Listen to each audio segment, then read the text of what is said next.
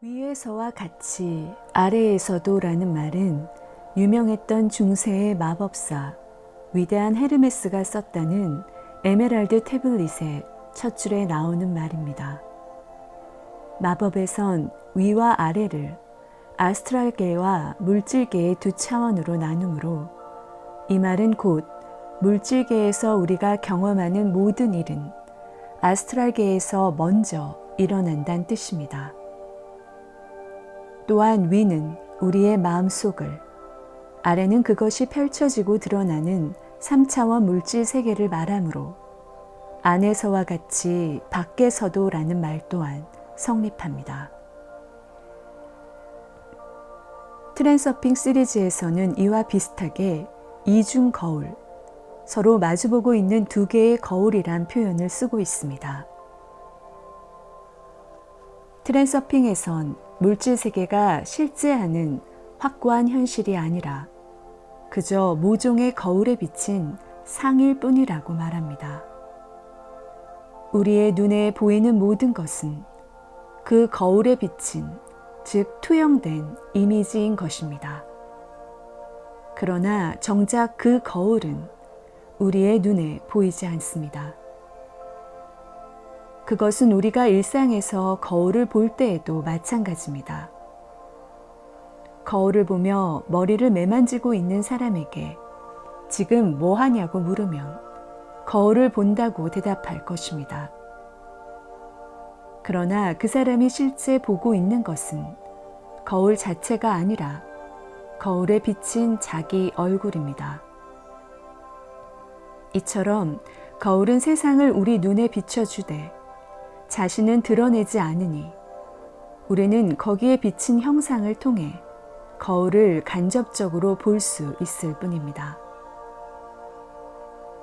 물론 우리가 흔히 떠올리는 실제 거울들은 일정한 크기가 있고 평면의 형태를 띠고 있으므로 우리는 거울의 존재를 금세 알아차립니다. 하지만 물질 세계의 바탕이 되는 거울은 그 크기가 무한하여 모양이 정해져 있지 않고 깊이 또한 무한하여 비치는 형상이 입체적인 데다 만져지기까지 합니다. 따라서 이 거울의 존재를 발견하려면 물질 세계의 형상들이 실은 거울에 비친 허상임을 깨닫는 길밖에 없습니다. 그 순간 무한 거울은 짠하고 제 모습을 드러낼 것입니다. 이상이 물질 세계의 바탕이 되는 하나의 거울이라면 마주선 또 하나의 거울은 우리의 내면에 존재합니다. 우리의 내면 아스트랄계는 육안으로 보이지 않지만 그렇다고 완전히 비가시적인 세계는 아닙니다. 거기에도 분명히 원형의 이미지들이 존재합니다. 우리는 꿈을 꿀 때 그 세계를 마치 물질 세계처럼 생생하게 보고 듣고 경험합니다. 즉 우리는 심 안을 통해 내면의 세계를 볼 수 있습니다.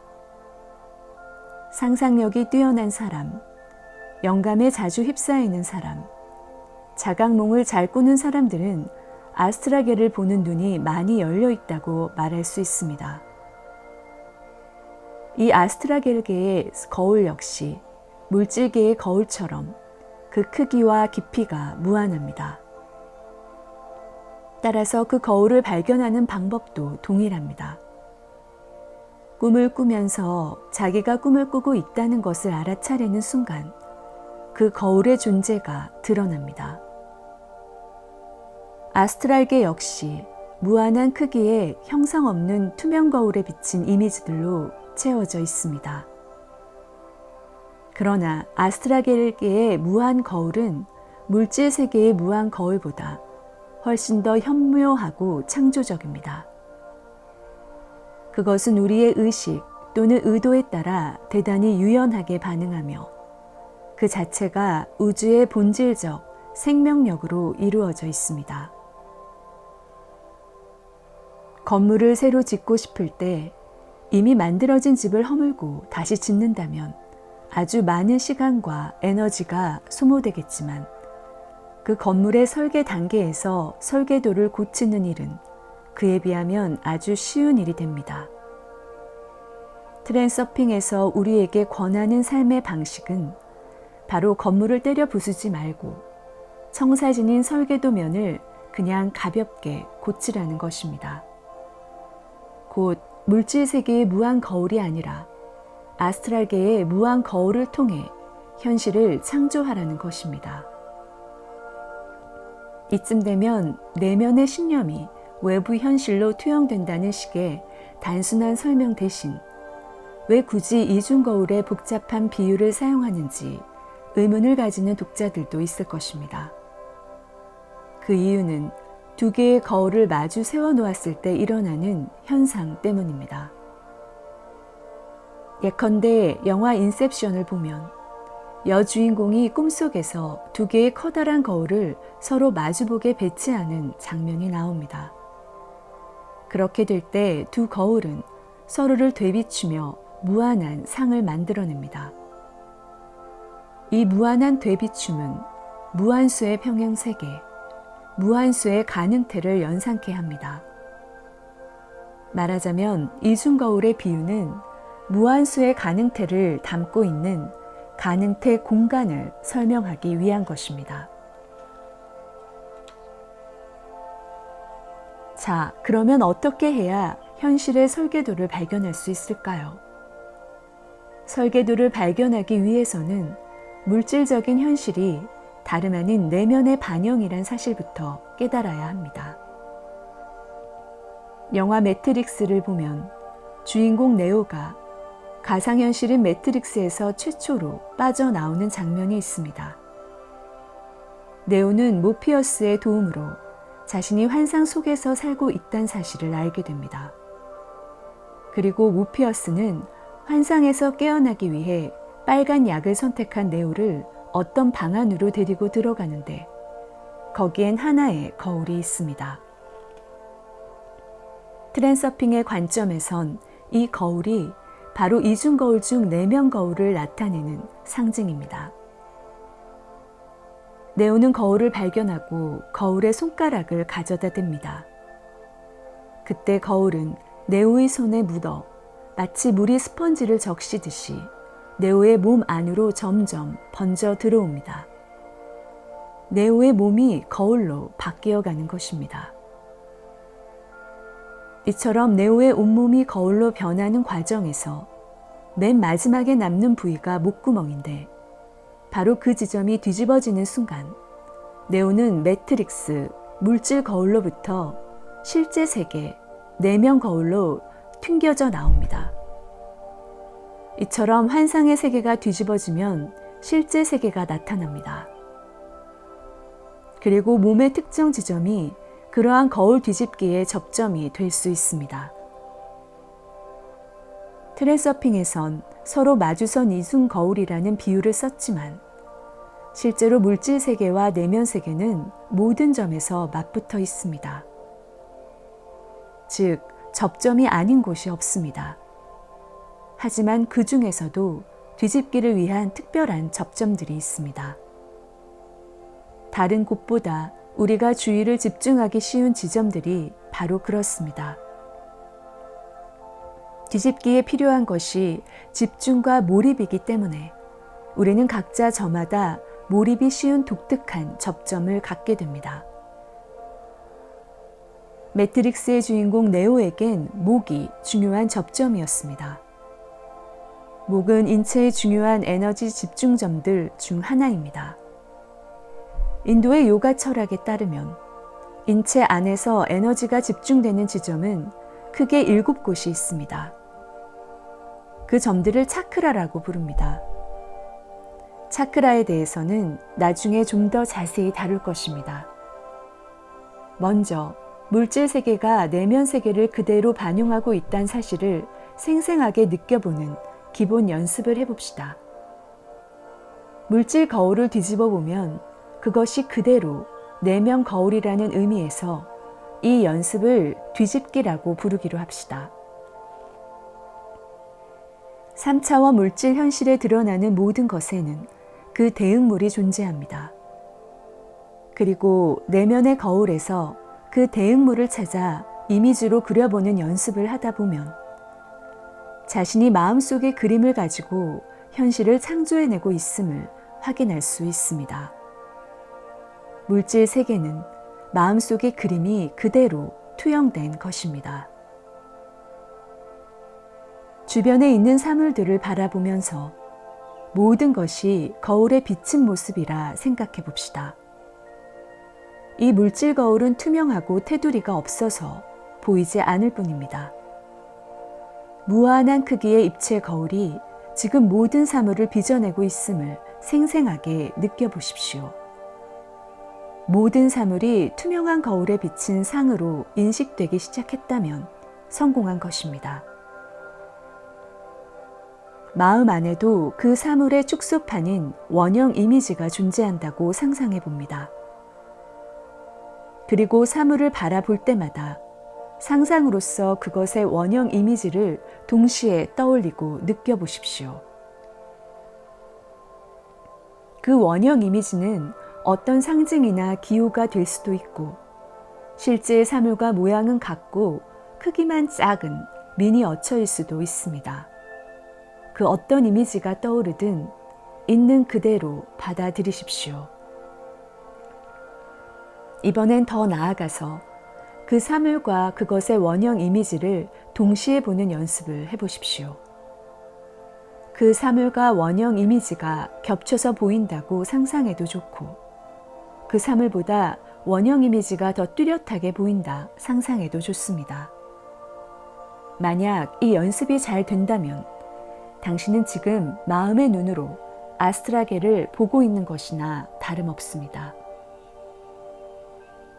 내 삶에 큰 영향을 주고 있는 사람을 하나 떠올리고 내 마음속에서 그를 빚어내고 있는 원형 이미지를 찾아보십시오.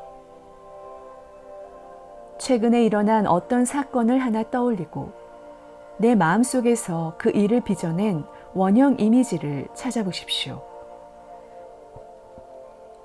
최근에 느꼈던 어떤 감정을 하나 떠올리고 내 마음속에서 그 감정을 빚어낸 원형 이미지를 찾아보십시오.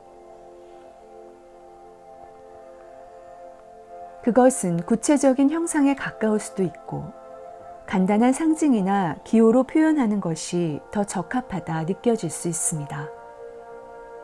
마치 일기처럼 새로운 사건이 일어날 때마다 한 장의 종이 안에 그 원형 이미지를 그려 잘 모아두십시오. 그리고 시간이 흐른 뒤에 그 그림들을 보며 이전 사건과 그 이후의 사건들이 서로 어떻게 연관되어 있는지를 파악해 보십시오. 이 연습을 통해 당신은 자신만의 인생 시나리오를 찾고 그 핵심 주제를 파악할 수 있게 됩니다. 삶의 흐름을 바꾸려면 먼저 이 연습으로 자신의 시나리오를 명확히 알아내야 합니다. 아직도 현실이 내 마음의 투영이란 사실이 믿기지 않습니까? 그렇다면 눈앞에 보이는 사물 중에 아무 것이나 하나 골라보십시오. 그리고 이렇게 생각해 보십시오. 이것은 세상에서 가장 훌륭한 그것이구나. 바라보고 있는 그것이 다르게 느껴질 때까지 몇 번이라도 반복하십시오. 그 다음엔 생각을 정반대로 바꿔보십시오. 이건 세상에서 가장 형편없는 그것이구나. 마찬가지로 느낌이 달라질 때까지 몇 번 반복하여 되뇌어 보십시오. 만약 생각의 변화에 따라 느낌이 휙휙 바뀐다면 당신은 마음속의 그림을 변화시키는 데 능숙한 사람입니다. 만일 느낌이 쉽게 바뀌지 않는다면 당신은 마음속의 그림을 변화시키기보다는 그대로 유지하는 데 능숙한 사람입니다. 물론 보이지 않는 대상으로도 같은 연습을 할 수 있습니다. 예를 들어 어떤 사람의 얼굴을 떠올린 후에 이렇게 생각해 보십시오. 이 사람은 세상에서 가장 착한 사람이다. 그 다음엔 이렇게 생각해 보십시오. 이 사람은 세상에서 가장 나쁜 사람이다. 실험을 마치면 잊지 말고 다시 첫 번째 생각으로 돌려놓으십시오. 첫 생각이 현실에서 더 긍정적 결과를 낳을 테니까요. 우리의 눈에 보이는 모든 대상은 눈의 망막에 맺힌 상을 통해 두뇌 뒷부분의 시각 중추에서 인식이 되는 것입니다. 즉, 우리의 인식은 본질적으로 우리 마음 안에서 일어납니다. 우리는 우리의 마음 작용과 분리된 객관적이고 독립적인 현실을 직접 인식할 수 없습니다. 이 원리를 활용해서 외부의 대상을 내 머릿속으로 가져오는 연습을 해봅시다. 어떤 대상을 바라보며 지금 내 눈이 그것을 보고 있음을 느껴봅니다. 내가 인식하는 것은 그 대상 자체가 아니라 내 눈의 망막에 맺힌 상임을 느껴봅니다. 내가 인식하는 것은 내 눈의 망막에 맺힌 상 그 자체가 아니라 그것에 대한 내 마음의 해석임을 느껴봅니다. 이제 그 대상은 내 머리 안에 들어와 있습니다. 위 연습을 통해서 모든 대상이 결국 내 마음속에 비친 이미지란 사실을 알아차렸다면 이런 인식 과정에서 한 발 뒤로 물러나 관찰자가 되는 연습을 해보십시오. 창조의 근원이 나를 대신하여 이 모든 인식 과정을 주관하고 있다 상상하고 느껴보십시오.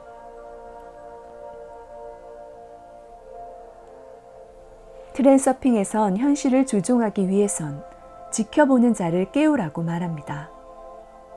다른 말로는 무대 위에서 객석으로 내려오라고도 표현합니다. 우리는 현실이라는 무대 위에서 주인공 역할을 하는 동시에 그 연극을 구경하는 관객도 될 수 있고 더 나아가 무대를 연출하는 감독, 즉 현실 조종자가 될 수도 있다는 말입니다. 지켜보는 자는 외부의 현실은 물론이고 내 내면에서 일어나는 모든 반응까지 온전히 자각합니다.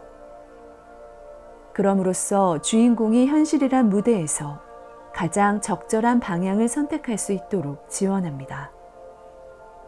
그는 주인공을 책망하거나 조종하지 않습니다. 오히려 가장 가까운 친구처럼 항상 함께하며 주인공을 돌봐줍니다. 지켜보는 자를 깨우면 물질 현실이 하나의 가상 현실임을 절로 알게 됩니다.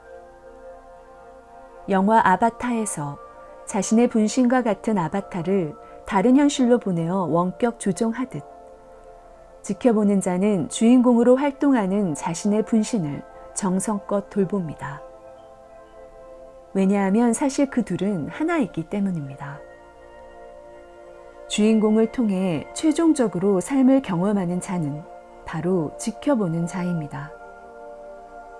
우리는 그 사실을 알지 못할 때 삶의 고통 속에 빠지게 됩니다. 현실이 가상 세계임을 알고 나면 그 어떤 두려움으로부터도 자유로워집니다. 그럼으로써 우리는 결핍 에너지를 가동하지 않는 상태에서 순수한 의도를 품음으로써 손쉽게 현실을 창조할 자유를 얻게 됩니다. 그 자유를 얻기 위해서는 우리가 주인공 역할로서 온갖 경험을 해오는 동안 내면에는 그 모든 과정을 지켜보는 자가 항상 존재하고 있었다는 사실을 깨닫는 연습이 필요합니다. 어떤 사물을 거울 앞에 놓아두고 그 거울에 비친 상을 바라보십시오. 우리는 거울을 본다라고 말할 때 사실 거울 자체를 보는 것이 아니라 거울에 비친 대상의 주의를 빼앗깁니다. 거울 자체는 보려 해도 투명해서 보이지 않습니다. 거울은 투명하게 되비추는 작용만 할 뿐이기 때문입니다. 만약 테두리가 없는 무한한 크기의 거울이 있다면 우리는 거울이 있다는 사실을 알아차리기가 어려울 것입니다. 내가 보고 있는 것이 사실은 거울임을 인식하십시오. 눈에 보이는 것은 구체적인 사물이지만 그 바탕에는 거울이란 존재가 있음을 느껴보십시오. 이제 거울에 비추어 보았던 그 실제 대상을 눈앞에 놓고 직접 바라보십시오. 그 실제 대상 또한 무한히 크고 깊은 입체 거울에 비친 허상이라 상상해 보십시오. 주변에서 어떤 대상을 보든 간에 항상 그 바탕에 있는 입체 거울의 존재를 함께 인식하십시오. 그리고 그 입체 거울의 재료가 바로 나의 관찰하는 의식임을 느껴보십시오. 눈에 보이는 하나의 대상에 눈의 초점을 맞추십시오. 초점을 약간 내 쪽으로 당겨 그 대상과 나의 눈 사이에 있는 공간을 바라봅니다. 초점을 약간 뒤쪽으로 보내어 그 대상의 뒤쪽에 있는 공간을 바라봅니다. 마찬가지로 대상의 주변에 펼쳐진 여러 공간에 초점을 맞춰봅니다. 이러한 연습을 하면 할수록 우리는 더 넓은 시야를 얻게 됩니다. 이제 그 대상도 똑같이 텅 빈 공간으로 이루어져 있다 상상합니다. 그 대상이 차지하고 있는 공간을 느껴보십시오. 그 대상에 의해 가려져 있는 공간을 느껴보십시오. 그 대상은 허상에 불과하며 실제로 우리가 보고 있는 것은 무한한 크기와 깊이의 공간, 그 자체일 뿐입니다. 대상을 포함해서 보이는 모든 것을 공간의 감각으로서 느껴보십시오. 무한한 공간이 투명한 물처럼 내 시야에 가득 차 있다 상상해도 좋습니다. 투명하게 느껴지는 이 공간의 재료 또한 나의 관찰하는 의식입니다. 나의 의식은 이 모든 것을 지켜보고 있습니다. 몸을 움직여 행동을 할 때마다 자신이 마치 그 투명한 물 속에서 헤엄치며 노는 물고기처럼 지금 내 의식의 바다 안에서 논일고 있음을 생생히 느껴보십시오.